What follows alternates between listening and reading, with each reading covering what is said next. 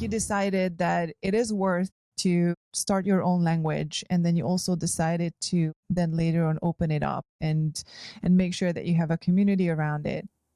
Like in the open source fanatics part of your diagram, there was Python and Ruby, which are currently pretty popular, and communities might have something to do with that. This is how open source and this community aspect started to play a role in Chapel's existence and history. Once the decision was made that let's do the programming language, was that hard to start up that project, or was it fairly straightforward within Clay from that point that, I don't know, you will work on it or a team will work on it, or what the next steps were to get the project started? Yeah, so I think there are kind of two elements to that. One is sort of the mechanics of starting the project, and I'll start there. And the other would be sort of what led us to make it an open source project. I would say for starting the project, were there challenges? I mean, yes and no. Like on one hand, it was a really beautiful, idealistic time because somebody tells you like, yeah, you can make a language, which is, you know, what I was passionate about coming out of grad school. It's what I cared about and thought was really important and still do to this day.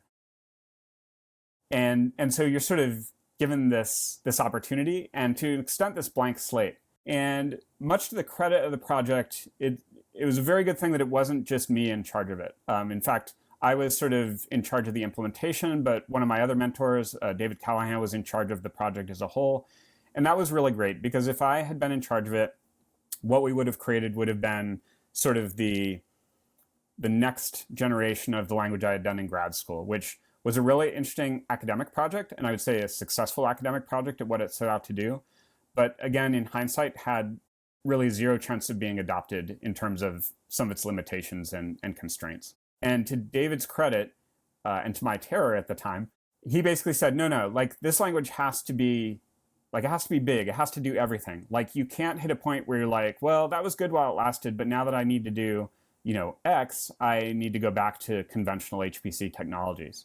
And I say that this terrified me because my role at that time was I was in charge of implementing the language. And so he would say like, and accurately in retrospect, we need everything that you would want in a traditional language, a desktop language, a mainstream language for productivity, and then everything that we need for parallelism and scalability, the things that make us unique. And so the reason that was terrifying was, you know, if you look at most popular languages, they are very, very large. Either the language is large or their library is large or both.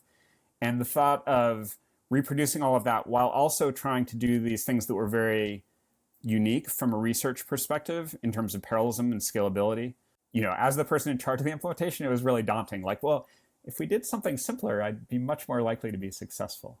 So that's sort of the mix of the excitement of a blank slate. What are we going to build? Those days and hours sitting around in rooms debating, should we have this feature or that feature? How will we express this? You know, that was a really fun, fertile time for doing a lot of brainstorming. And then there was the reality of getting it all implemented and getting it working. And that's been my career more or less ever since, to a large extent.